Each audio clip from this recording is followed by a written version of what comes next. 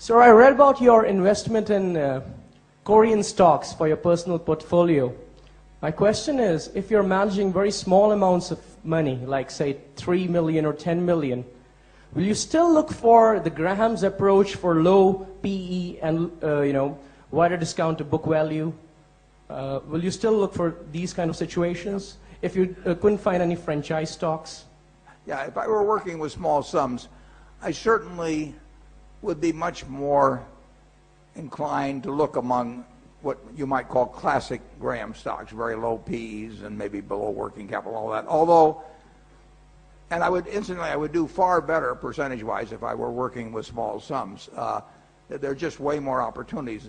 If you're working with a small sum, you have thousands and thousands of potential opportunities. And when we work with large sums, we have relatively few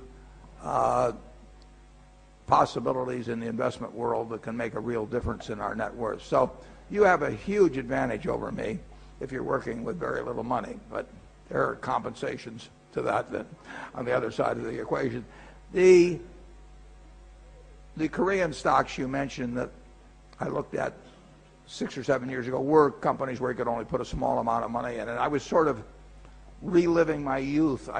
Somebody sent me a handbook of Korean stocks and told me that the market was interesting. So one Sunday afternoon, I did leaf through a couple thousand pages of Korean stocks, and I was sort of reliving my youth. I mean, other people look through old Playboy magazines or something like that, but I looked through these old manuals of stocks, and I bought a number of stocks in small amounts from companies whose names I couldn't pronounce.